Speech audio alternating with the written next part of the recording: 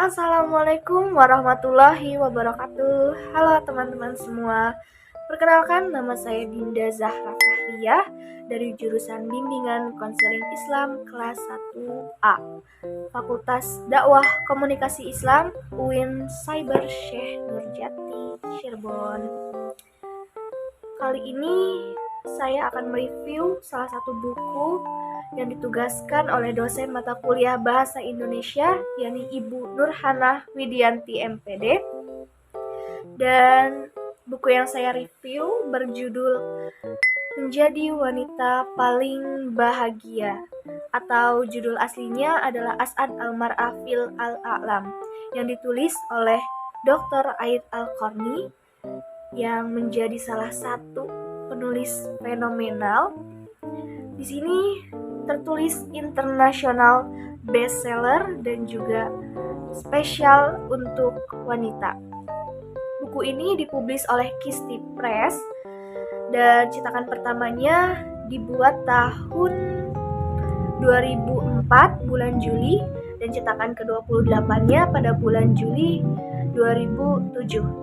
Tebal buku ini berjumlah 322 halaman. Jadi teman-teman, sinopsis yang ada pada buku ini adalah mengajarkan bagaimana menjadi seseorang yang bahagia, terkhususnya kepada wanita melalui pendekatan agama Islam. Secara garis besar, buku ini mengajarkan kita bahwa bahagia itu adalah sebuah pilihan. Bahagia itu bukan berasal dari faktor luar, melainkan dari diri kita sendiri. Kenapa bisa dikatakan seperti itu? Dalam buku ini diberikan contoh bahwa ketika kita sedang berderma, baik itu sifatnya material ataupun jasa, secara tidak sadar kita ini sedang menguras energi negatif, kegelisahan, dan kegundahan yang ada pada diri kita. Dijelaskan juga bahwa seorang manusia tidak boleh mendewakan harta, menimbun harta, apalagi sampai merelakan keluarganya, waktunya, hingga kesehatannya hanya untuk berfoya-foya dan juga membeli barang-barang mewah yang akhirnya tidak ada manfaatnya untuk akhirat kelak. Buku ini juga sedikit menyinggung tentang law of attraction atau hukum tarik-menarik, yakni ketika kita memberikan afirmasi positif atau pikiran positif kepada diri kita sendiri, kita akan memperoleh hal yang sama juga.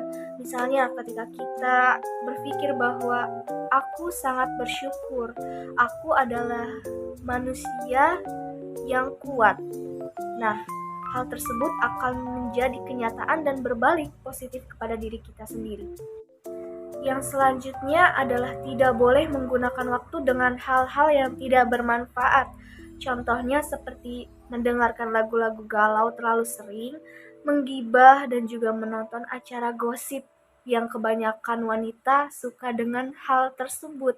Dan ternyata dijelaskan di dalam buku ini bahwa hal-hal yang tadi disebutkan itu adalah pintu-pintu kepada kegelisahan, kegundahan, dan juga kegalauan. Oke, yang selanjutnya adalah kelebihan yang saya lihat pada buku ini. Yang pertama adalah fisiknya, covernya yang terbilang kuat, kokoh, dan juga awet. Buku ini merupakan cetakan ke-28 tahun 2007 ya. Dan merupakan turunan dari ibu saya, tapi sampai sekarang bisa dilihat ini terbilang awet dan kuat. Lalu kelebihan yang kedua adalah banyak kata-kata motivasi khususnya untuk wanita, untuk muslimah yang ingin mendekatkan diri kepada Allah.